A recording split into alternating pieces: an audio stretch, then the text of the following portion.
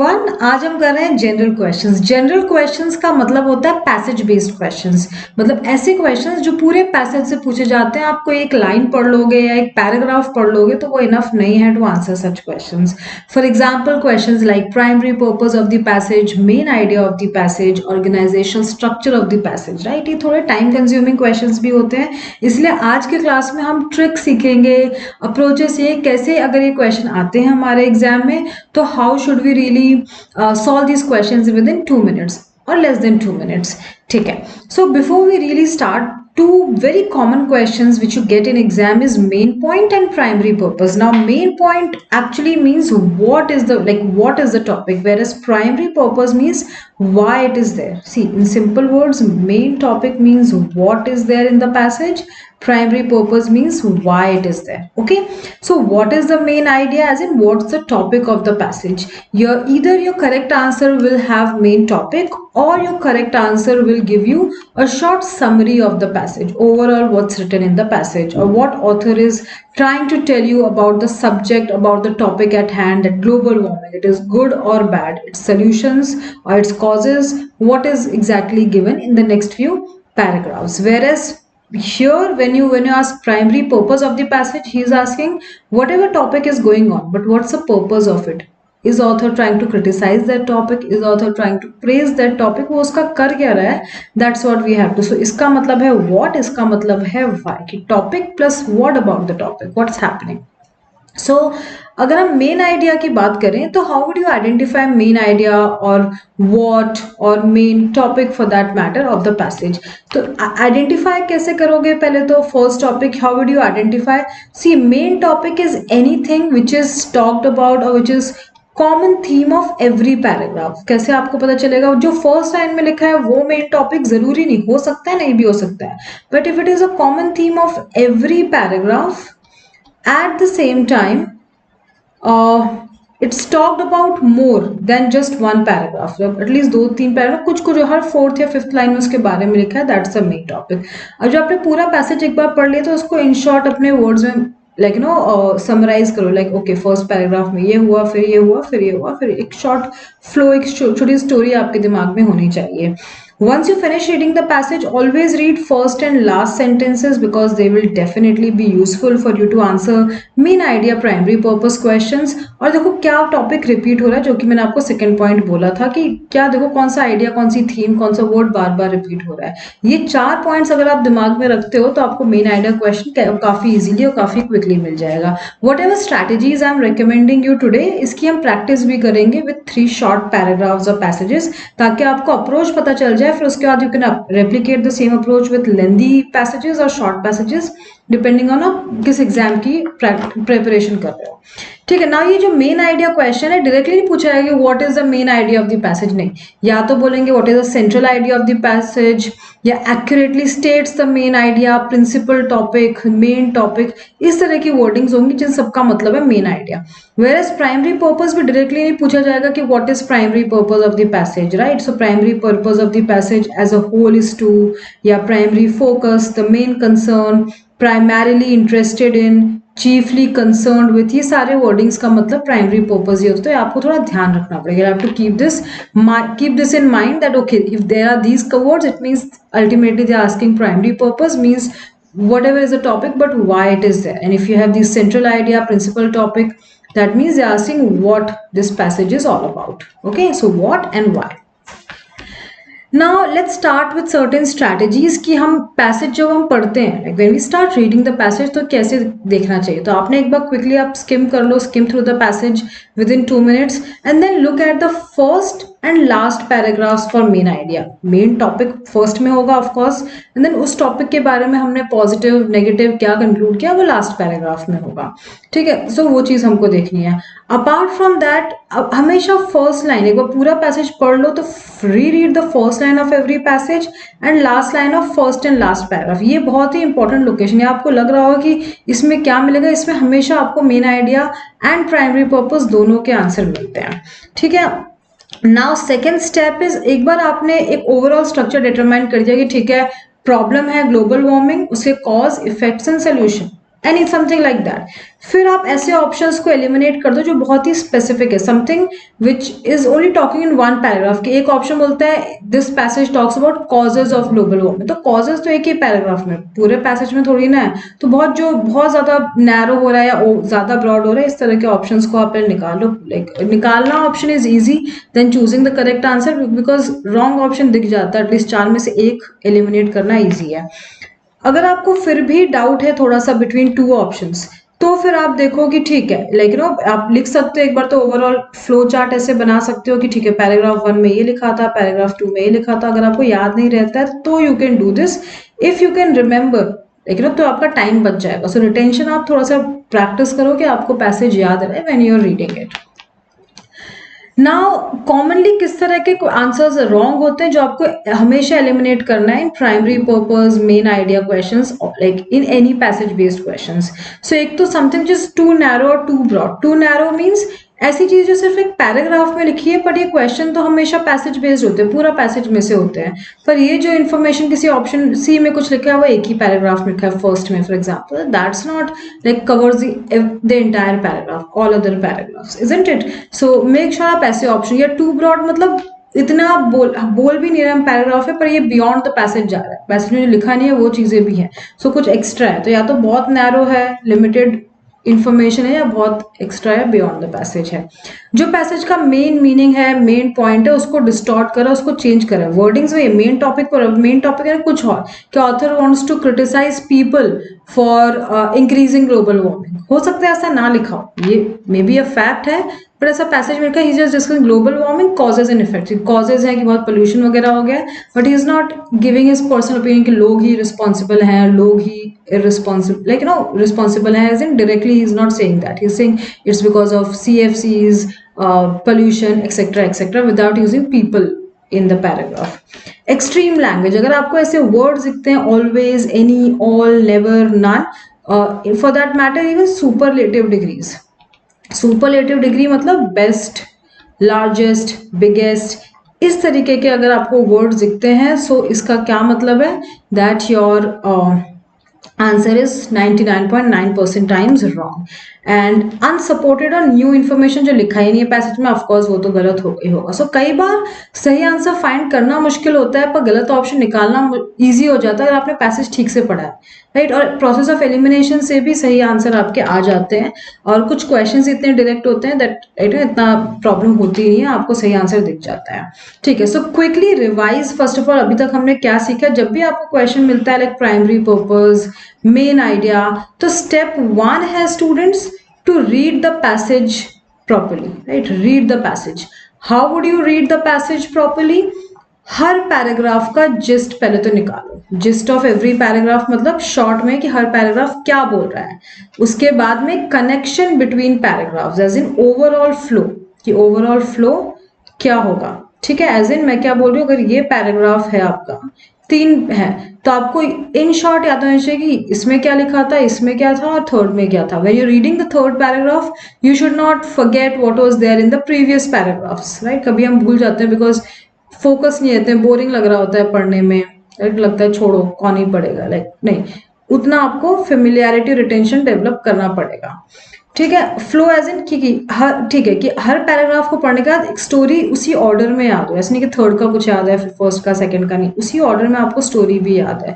और आपको पता होना चाहिए main topic. What is main topic? Main topic जिसके बारे में मेजॉरिटी पैसेज में बात की है, बार बार वो वर्ड आया, रिपीट हुआ है, और वो it's a common theme of every paragraph. अगर आप ये 3 सवाल का जवाब दे सकते हो, मतलब a lot of times we are not able to understand the passage, हमने पढ़ तो लिया 2-3 मिनट में, but we are still not sure if we have understood it right, if we have interpreted it in the right manner. तो अगर आप ये 3 सवालों का जवाब दे सकते हो at the end of or after reading the passage, then you're good to go. आपको 50% भी समझ आ गया है, तो you can definitely go ahead and start with the questions. So first क्या है, देखो, अगर आपको हर पैराग्राफ का शॉर्ट में समरी याद है, अगर आपको फ्लो याद है, ये हुआ, ये हुआ, ये हुआ, एंड लास्ट में आपको मेन टॉपिक याद है, इजंट इट? तो इससे आप मतलब डेफिनेटली मेजॉरिटी ऑफ द पैसा को मेन टॉपिक पता है, तो ये 3 ठीक है, गुड टू गो। अब कुछ इन्फॉर्मेशन नहीं भी याद होगी तो you can come back and then answer it. Okay, now next point is अब अगर आपको क्वेश्चन आया है प्राइमरी पर्पस या मेन आइडिया, तो आपको फिगर आउट करना है पैसेज इन्फॉर्मेटिव है या ओपिनियन है। Informative passage mostly science passages होते हैं और opinion based passage generally history passage होते हैं, again not necessary but most of the time. ठीक है, सो अगर इंफॉर्मेटिव पैसेज है, देखो ऑप्शन हमेशा प्राइमरी पर्पस के ऐसे स्टार्ट होंगे।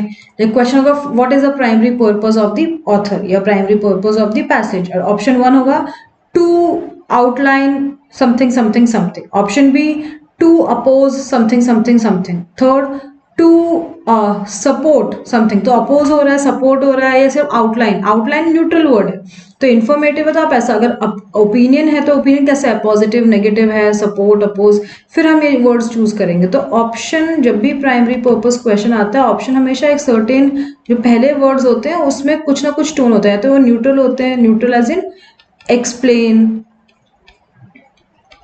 आउटलाइन, डिस्कस, है ना, ये न्यूट्रल वर्ड्स है। अदरवाइज अगर कोई पैसेज में लास्ट में ऑथर का ओपिनियन गिवन है, ऑथर अपना ओपिनियन दे रहा है अच्छा बुरा एनीथिंग, तो आप फिगर आउट करो क्या ओपिनियन, नेगेटिव पॉजिटिव या दोनों है। दोनों एज इन दोनों does not mean neutral, neutral मतलब नो ओपिनियन, दोनों मतलब mixed opinion. Mixed opinion means अगर मैंने कोई बुक पढ़ी है, आप पूछोगे मैम ये बुक कैसी है, सो आई से overall book is good but I think last chapter could have been more interesting, last में ऐसा लग रहा है जल्दी जल्दी खत्म करती है for example. So I am giving, ऐसा नहीं कि मैं न्यूट्रल हूँ, मैं बुक की तारीफ ही कर रही हूँ, बस मैं थोड़ा सा नेगेटिव बोल रही हूँ, लाइक दैट। सो उस हिसाब से आप ये वर्ड्स डेफिनेटली ऑप्शंस में देखोगे and this will help you to quickly answer your question. ठीक है, okay. Once you finish reading the passage, always read first line of the first paragraph and last paragraph. Avoid comparative language and extreme language. इन आपको mostly comparative language या extreme language आएगी primary purpose main idea question में, अब आपको avoid करनी है, that is the next step. What is extreme language? Extreme language जैसा कि मैंने आपको बताया, only, always, never in the previous slide, I mean, those are the words. Now when you're reading the passage, these are very important locations which you have to keep in mind, that is first and last lines of every paragraph. Keep flow and connection in mind. Highlighted location, what is highlighted location? अगर कोई चीज double inverted commas में है, दो dash के बीच में है, bold italics में है, for example, for an instance, किसी पॉइंट का एग्जाम्पल लिखा है, तो ऑब्वियसली वो पॉइंट बहुत इंपॉर्टेंट होगा और इसीलिए उसमें से क्वेश्चन भी आने के चांसेस बहुत हाई हैं। Third is negative location. Negative location मतलब कोई चीज का कॉन्ट्रास्ट है, कुछ अच्छा लिखा है फिर उसी की नेगेटिव साइड लिखी है, या कुछ नेगेटिव लिखा है फिर उसी का पॉजिटिव साइड लिखा है, तो कॉन्ट्रास्टिंग है दो पॉइंट्स की। This has happened but people didn't want it to happen, कुछ हुआ पर लोगों को नहीं चाहिए था, या unfortunately we didn't want that to happen but that happened, something like that, you know, however, except, instead, whereas, right, all these words अगर ये आ रहे हैं तो यहाँ से बहुत ज्यादा हाई चांसेस हैं कि आपको एक क्वेश्चन आएगा and mostly that will be an inference question. ठीक है, अब इस सारे कॉन्सेप्ट जो भी हमने सीखे हैं इनको हम इम्प्लीमेंट करेंगे इन 3 शॉर्ट पैराग्राफ्स, सो दैट हमें पैसेज पढ़ने में टाइम भी ना लगे और हम ये देख पाए कैसे है। Before you read this paragraph आप देख सकते हो इस क्वेश्चन में प्राइमरी पर्पस क्वेश्चन है और फर्स्ट वर्ड देखो, demonstrate, underline, explain, explore, isn't it? तो ये सारे न्यूट्रल वर्ड, इसमें कुछ पॉजिटिव नेगेटिव तो है नहीं, तो मुझे एक तो ऑप्शन से ही पता चल गया ये इन्फॉर्मेटिव ऑप्शन है, कई बार ऐसे ही पता चल जाता है, राइट। ऑल्सो अगर आप लास्ट फ्यू लाइंस देखो, ऑथर का ओपिनियन हमेशा लास्ट फ्यू लाइंस में ही होता है और कहीं नहीं होता, सो आप लास्ट फ्यू लाइंस ही पढ़ोगे तो आपको कुछ बहुत ज्यादा पॉजिटिव या नेगेटिव या ऑथर का पर्सनल ओपिनियन आई मीन नहीं मिलेगा। पॉजिटिव नेगेटिव हो सकता है बट ऑथर का personal opinion is opinion based passage. अगर मैं बोल रही हूँ he thinks in the last line as an author, it's still informative, मैं आपको रिपोर्ट कर रही हूँ, मैं आपको इन्फॉर्मेशन दे रही हूँ उनको क्या लगता है, मैं अपना ओपिनियन दूंगी तभी it will become authors personal opinion will make the passage opinion based, otherwise it's always informative. ठीक है, सो अगर आप ये पैसेज आप पढ़ो 2 मिनट पॉज करके तो आपको पता चलेगा हम टच स्टोन की बात कर रहे हैं कि कैसे जब पहले ज़्यादा टेक्नोलॉजी नहीं थी, साइंस नहीं थी, साइंटिफिक डिस्कवरी नहीं, तो टच स्टोन मीन्स एक ब्लैक कलर का स्टोन, पत्थर छोटा सा, dark finally grain stone, right, जिसपे कि अगर मैं सॉफ्ट मेटल क्या होते हैं, गोल्ड, सिल्वर, अगर मैं गोल्ड या सिल्वर को रब करूं तो कुछ ट्रेस उसमें छूटेगा, गोल्ड कलर का कुछ वो दिखेगा।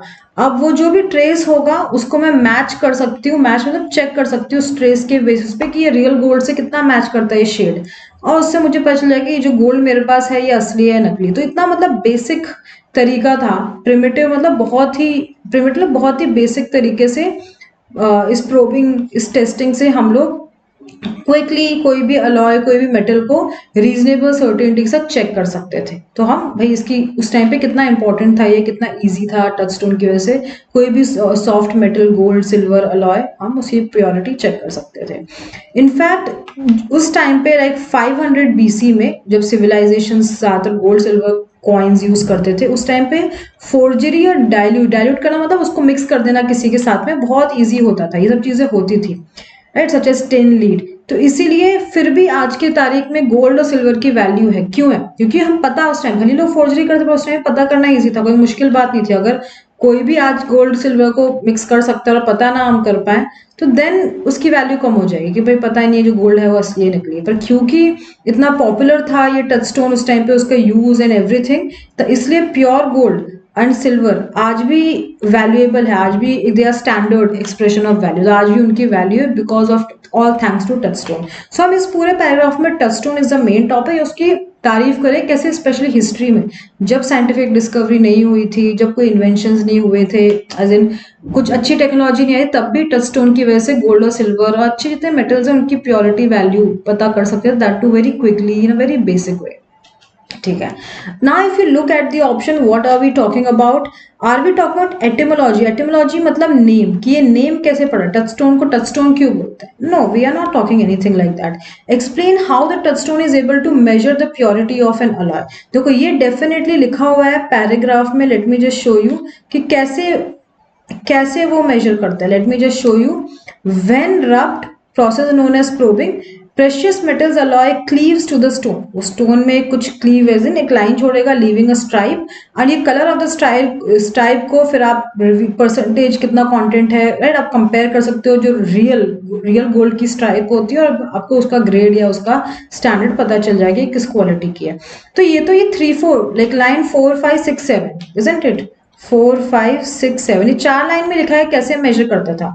ओवरऑल टॉपिक नहीं है कैसे मेजर, तो क्योंकि ऐसे मेजर करते था इसलिए फोर्जरी और डायल्यूशन के टाइम पे भी आसान था, इसीलिए आज वैल्यू बनी। Basically value of touchstone in the history rather than just कैसे मेजर, वो तो 3-4, that is small part of the passage, तो ये बहुत ही नैरो ऑप्शन हो गया। Second option is touchstone's importance in the history of currency. Yes, उसकी एज ए करेंसी में उसकी क्या इंपॉर्टेंस रही है, that's what definitely we are discussing. क्या हम उसके influence on non scientific, that science can influence, also science can influence non scientific progress is not the topic. मेरा मेन टॉपिक तो टचस्टोन है, जो मेरे ऑप्शन में सही ऑप्शन में कहीं ना कहीं लिखा होना चाहिए, और फिर व्हाट अबाउट टचस्टोन, उसके बेसिस पे आई विल फिगर आउट। तो एथ का तो कोई चांस ही नहीं, isn't it? So B is the correct answer. I hope you got it. Now, second passage which we are doing is again primarily concerned with. So, अगर आप ये passage read करो 2 मिनट pause करके and then listen to the summary what I'm explaining. यहाँ पे हम compare कर रहे हैं 2 epic poems, right, which is written by Homer, कि एक तो है ओडिसी, दूसरी है इलियाड। यहाँ पे it is more popular than, right? उसके बाद हम इनको 2 कैटेगरीज में डाल रहे हैं, ओडिसी को लाइफ एज स्पेक्टेकल में, इलियड को लाइफ एज एक्सपीरियंस में। देन वी आर सेइंग कि इसका हीरो थोड़ा सा बेटर था, राइट, इसका हीरो इतना अच्छा नहीं था। Then Iliad more than Odyssey suggest, मतलब इलियड ज्यादा बता रहा है about the complexity of gods, पर Iliad is less satisfying than Odyssey, पर इतना मजा नहीं आता है पढ़ने में। फॉर एग्जाम्पल फिर इलियड में हिस्टोरिकली वेरीफाइबल जो चीजें हैं हिस्ट्री में वो गिवन है, पर दूसरे में ओडिसी, सॉरी इलियड में गिवन है पर ओडिसी में एब्सेंट है, ओडिसी में सब इमेजिनेटिव चीजें। So basically we are comparing, right, is less satisfying than, more popular than, correct. हर जगह पे कंपैरिजन चल रहा है, मोर दैन, इजंट इट, हर जगह पे कंपैरिजन चल रहा है। So we are clearly comparing 2 poems here, पर हम एंड तक ये नहीं बोल रहे कि विच वन इज बेटर, कुछ इसमें बेटर है कुछ उसमें बेटर है, राइट। कहीं पे ओडिसी की तारीफ ज्यादा चल रही है, कहीं पे इलियड की तारीफ, इलियड पोएम की तारीफ ज्यादा चल रही है। दैट मीन्स एक तो रिजॉल्विंग अ डिस्प्यूट क्या होता है, मैं बोलूंगा मेरे और आपके बीच में डिस्प्यूट होगा, 2 लोगों के बीच में, बट नहीं, और ऑथर एक ही है। इन दोनों पोएम्स का जो पोएट है होमर वो भी एक ही है। सो ऑथर इज लाइक मैं ऑथर फॉर एग्जाम्पल हूँ, तो मैं कंपेयर कर रही हूँ ओडिसी प्लस इलियड, ओडिसी में ये बेटर है, इलियड में ये नहीं है, इलियड में ये है, ओडिसी में ये नहीं है, करेक्ट। तो मेरा किसी के साथ आर्ग्यूमेंट नहीं चल रहा है, खुद मैं ही कंपेयर कर रही हूँ, राइट। तो डिस्प्यूट के लिए दो लोग होने चाहिए, पर यहाँ पे एक ही है, so this is not possible. Are we applying classification just in line third, fourth and fifth? So this becomes very narrow, है ना। क्लासिफिकेशन एज इन हमने कैटेगरीज में डाला कि it is in life a spectacle, max categories, third line आप देखो, but that's it, right. तो ये प्राइमरी कंसर्न नहीं है पूरे पैसेज का।